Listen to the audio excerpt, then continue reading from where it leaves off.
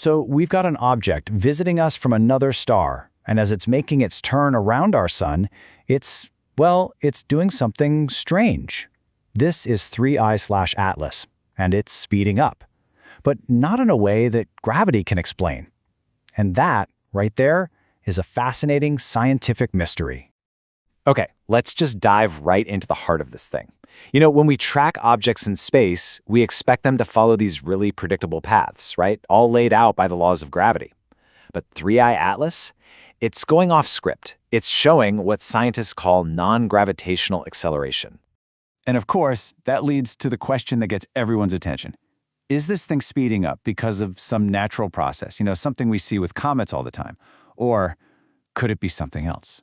Could it be artificial? That's really the core of the whole debate we're going to unpack.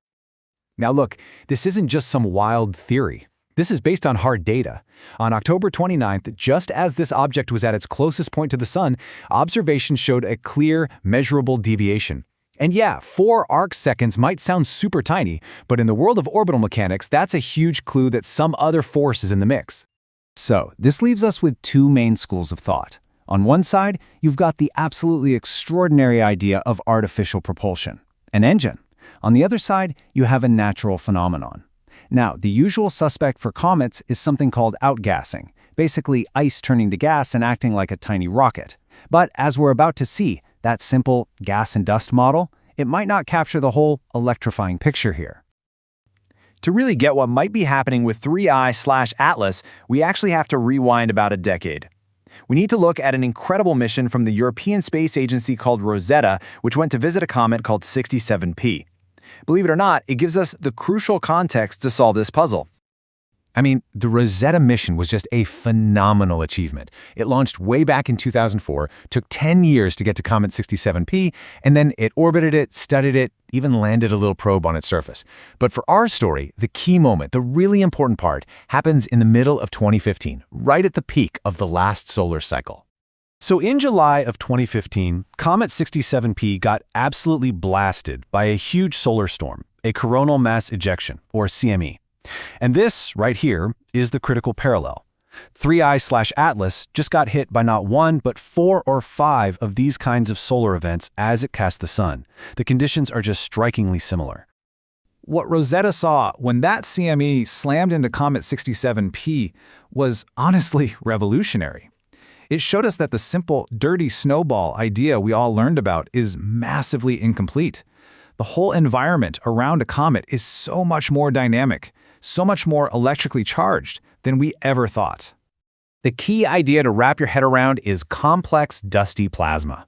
So when a comet gets close to the sun, the gas and dust it lets off don't just, float away. They get zapped by intense sunlight and the solar wind, and they become this electrically charged cloud, a plasma, that interacts in a really powerful way with the sun's magnetic field. And this happens through 3 main processes that all work together. First, you've got intense sunlight, especially UV and X-rays, that just rips electrons right off the gas molecules. Second, the solar wind slams into that cloud, swapping charged particles. And third, all the free electrons that get energized by this start crashing into even more neutral gas, creating this incredible chain reaction. And this is where it gets really important. These processes don't just add up, they multiply. It's what's called a nonlinear effect. Think of it like this. It's the difference between a whisper in a quiet room and a whisper in a massive echo chamber. The initial sound is exactly the same, but the environment amplifies it into something way, way bigger. And Rosetta got the numbers to prove it. Check this out.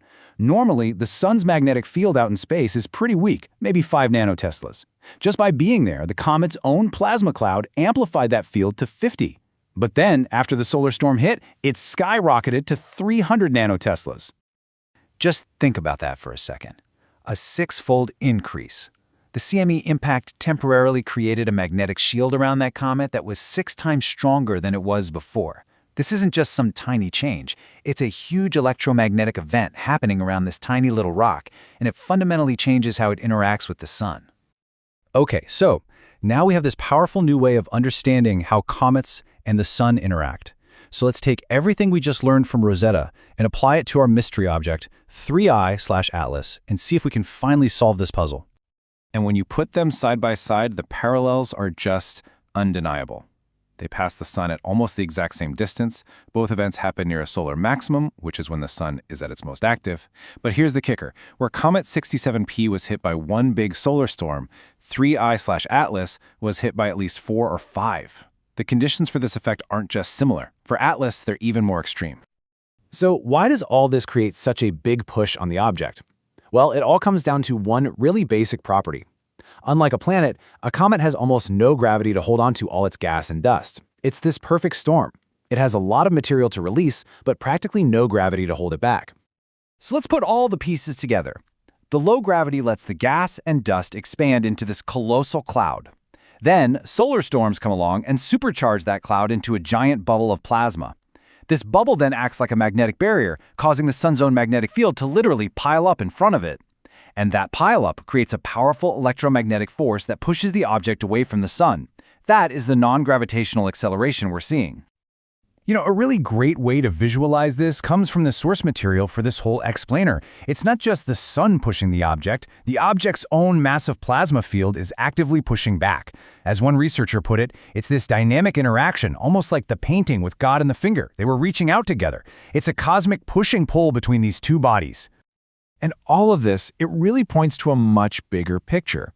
For so long, we've thought about the cosmos mostly through the lens of gravity. But discoveries like this are showing us that electromagnetism is a far more powerful and important force out there than we often give it credit for. And this really is the key takeaway.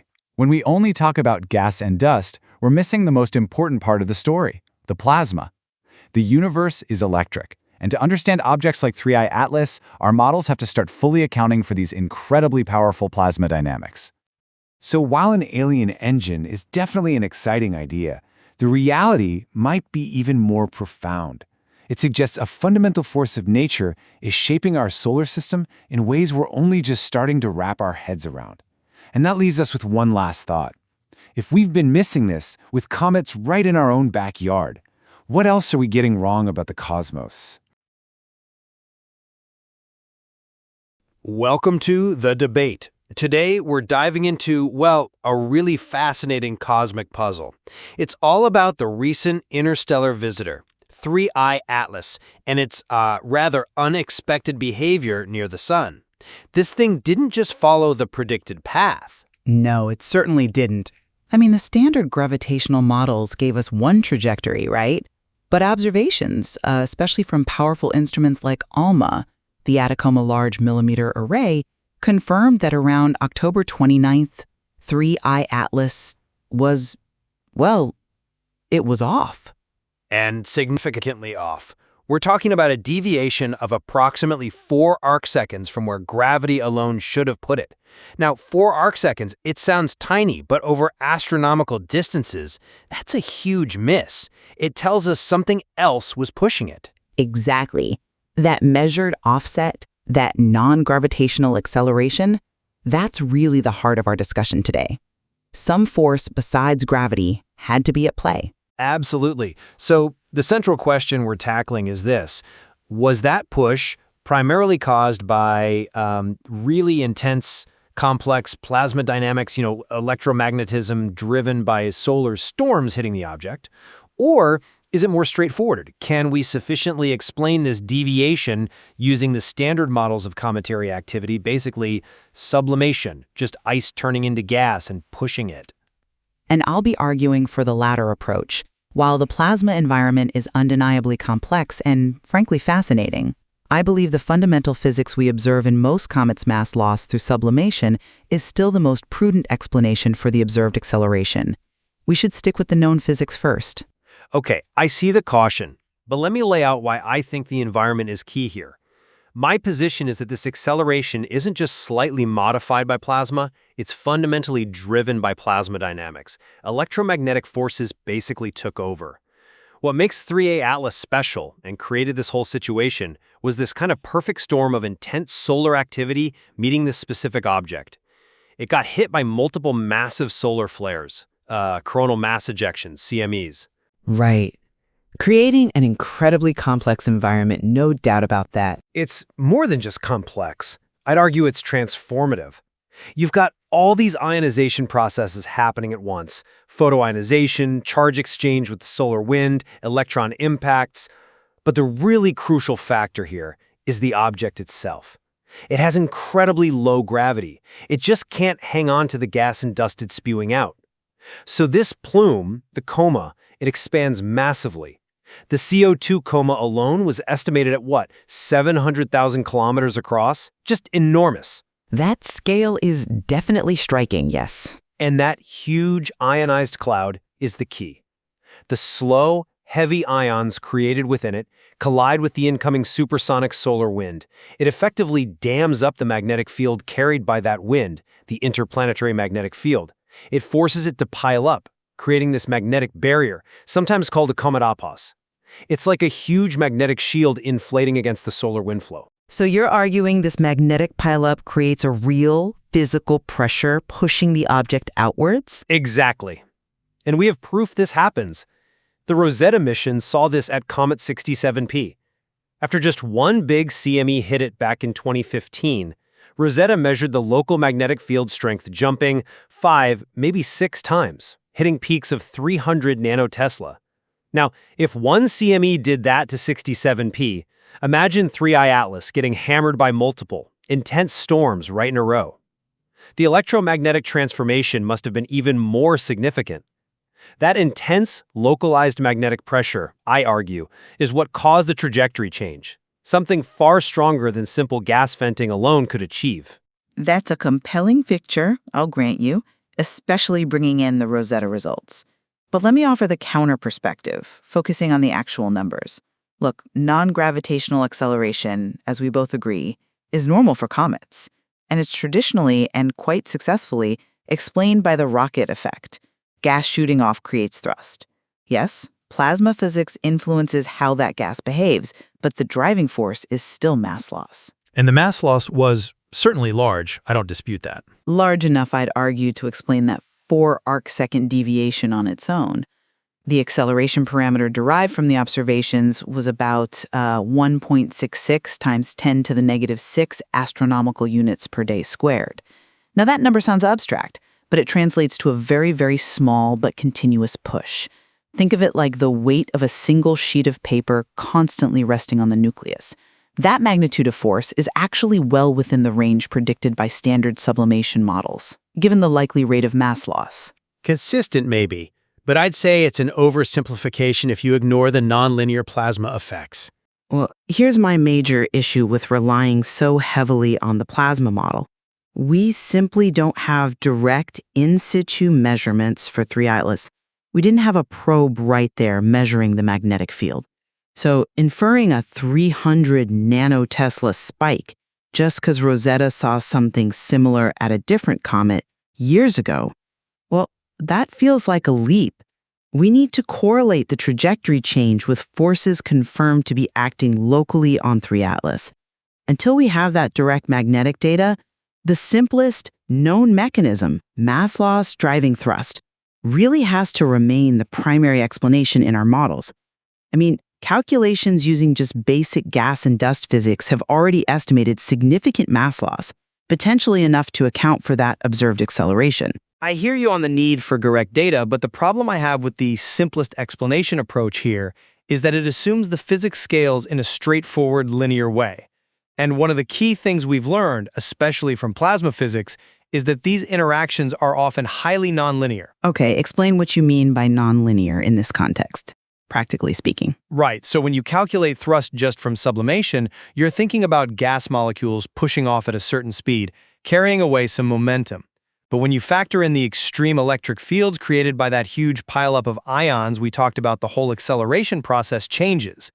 It's not just vapor pushing the nucleus anymore. Now you have electrically charged dust grains getting grabbed and accelerated by powerful electric field gradients within the coma. We know charged dust interacts with fields, yes? But think about the chain reaction. Deep inside the coma, the field is strong. As these charged grains fly outwards, maybe they hit a zone where the field suddenly ramps up, say, jumps from 5 volts per meter to 50 volts per meter over a short distance. The acceleration becomes huge. This sudden jolt can actually cause the dust grains themselves to break apart, to sort of explode electrostatically. You're talking about the fragmentation effect. Exactly. So one bigger grain shatters into maybe hundreds of tiny ones. These smaller fragments have much less inertia relative to their charge, so they are far more easily grabbed and flung away by the electromagnetic fields, and much less influenced by the object's weak gravity. It becomes a runaway process. You're losing mass through sublimation, sure, but you're also creating exponentially more charged surface area that gets accelerated electromagnetically to much higher velocities. That's the nonlinearity. The total force isn't just A plus B, it's like A plus B plus C, where C is this feedback loop of fragmentation and electromagnetic acceleration. That's certainly a complex and well-described mechanism for how the coma itself behaves and expands. But we still need to come back to the motion of the nucleus, the actual object. That 1.66 times 10 to the negative 6 parameter measures the push on the nucleus. Now, given that standard sublimation models can produce a force of that magnitude, that sheet of paper pressure, does proving the plasma environment is complex automatically mean it replaces sublimation as the main driver? Or could it be that the plasma physics is just the, let's say, highly energetic and nonlinear process that governs the efficiency of the underlying mass loss? I'd argue it replaces it as the primary non-gravitational force because the dominant push comes from the interaction between the piled-up magnetic field, the cometa pause, and this vastly expanded electromagnetically accelerated plasma and dust cloud. It's not just the initial puff of gas off the surface, it's the whole electromagnetic structure pushing back. The fundamental interaction shifts from being primarily chemical momentum transfer to electromagnetic momentum transfer mediated by the plasma. Okay, but that brings us right back to the reliability of using 67 PCU as your main analogy. That's the bedrock for your whole magnetic pressure argument, observationally speaking. And I maintain it's a valid analogy, based on the underlying physics of low-gravity bodies interacting strongly with the solar wind near the sun. But their histories are so different. 67P is a Jupiter family comet. We have a decent idea of its composition, its structure. It's been orbiting in our solar system for ages. 3A Attalis is interstellar. We really don't know its internal makeup. Is it stronger? Weaker? Does it have a weird composition, maybe loaded with super volatile ices like nitrogen or CO, which would sublimate much more vigorously and produce more thrust? Even with standard models, assuming their response to CMEs is identical feels like a stretch. That compositional point is interesting, yes, but I think the fundamental plasma physics is more universal here. Photoionization, charge exchange, these happen to any gas cloud near the sun, regardless of whether it came from the Oort cloud or another star. The truly critical shared property is their incredibly low gravity. That's the common factor, the switch, if you like, that allows electromagnetism to potentially overwhelm gravitational and simple gas dynamic effects close to the sun. The switch might be flipped, okay? But the question is, how much? Enough, I argue, given the sheer energy dumped onto 3I Atlas. Remember, 67P got hit by one major CME in that Rosetta event. 3I Atlas flew through multiple sustained solar storms right around perihelion. The dynamic response just had to be significantly larger. And we have supporting evidence for the necessary scale, that huge 700,000-kilometer coma observed by Sphere X. An enormous structure like that is exactly what you need to create a significant magnetic barrier, the cometopause. And it's the pressure from that barrier acting like a magnetic sail that pushed the nucleus off course. But if we accept the huge coma, we must also accept the enormous mass loss required to create it. And that mass loss still provides the fuel, the reaction mass, for standard sublimation thrust. Which really brings us to a methodological point. What does it mean to be prudent when modeling this? And I would argue that sticking rigidly to a gas and dust only model is actually scientifically imprudent now. It means deliberately ignoring the crucial lessons from Rosetta that comets are not simple snowballs. They are complex, dynamic, dusty plasma environments. Electromagnetism has to be factored in as a primary force, especially under high solar activity. The field needs to embrace this complex plasma view as the necessary next step, the new paradigm for understanding these objects. I appreciate the call for a paradigm shift, I really do. But scientific prudence, in my view, demands observational confirmation before we declare a completely new primary driver. If this massive magnetic shield, boosting the field to 300 nanotesla, like you suggest, was the main force, shouldn't we see very specific, quantifiable effects? Perhaps extreme structuring in the dust tail directly linked to electromagnetic forces beyond just general complexity? But we are seeing complexity, the non-uniform way the dust trails seem to be accelerating, asymmetries. These point towards forces more complex than simple uniform gas pressure. The dynamics are complex, I agree. But until we have those direct measurements from 3 Atlas's environment, something that quantifies that magnetic pressure and confirms it's the dominant force, the most scientifically sound position is to rely on the mechanism we know is happening, sublimation. Let the plasma dynamics be crucial modifying factors. Let them explain the complexities, but don't dethrone the known primary engine, mass loss, just yet. But that 4 arcsecond deviation is the observation telling us something beyond standard models was dominant. It's a feedback loop. The solar storms drive intense ionization, the plasma expands, the charged dust fragments and gets accelerated. This maintains the huge coma. That coma creates the magnetic barrier, and that barrier pushes the nucleus. You can't neatly separate the observed acceleration from the known, extreme electromagnetic environment it flew through. The acceleration is the result of that electromagnetic transformation. And I still maintain that the measured deviation falls within the potential range of outcomes for known mass loss via sublimation, which remains the directly quantifiable reaction mechanism. We're essentially debating the nature of the engine. Is it a simple chemical rocket, or is it a complex electromagnetic coil powered by that chemical rocket? Without a gauge telling us how strong the coil is, I have to focus on the rocket fuel we know is burning. So, to sum up my view, the non-gravitational acceleration of 3 Atlas, especially given the intense solar storms it encountered, really serves as a powerful demonstration. It shows how, for low-gravity objects, electromagnetism can absolutely become the primary driver of motion, not just a secondary effect. And interpreting these events really requires us to use a complex plasma physics framework. If we don't, our models will just fundamentally miss the mark on the forces at play. And my conclusion is that while the plasma environment around 3A Thales was clearly fascinating, incredibly dynamic, and definitely warrants deep investigation, the specific deviation we measured, that 4 arcsecond offset, can still be adequately explained by standard sublimation models. These models rely on the undeniable, significant mass loss the object experienced. Making definitive claims about extreme magnetic fields driving the motion, based mainly on analogy without direct measurements at 3A Thales, remains speculative at this stage. Good science needs to proceed from the most direct, quantified evidence available. Ultimately, I think what the little 3A Thales encounter really highlights is just how sophisticated and frankly powerful the interplay between gravity and electromagnetism can be, especially for these small bodies where gravity's hold is so weak. I agree. It's a stark reminder that the simple, dirty snowball models we often learn are, well, they're vastly oversimplified, particularly when objects face intense solar radiation. Especially visitors from interstellar space, it forces us to really consider all the physics involved, doesn't it?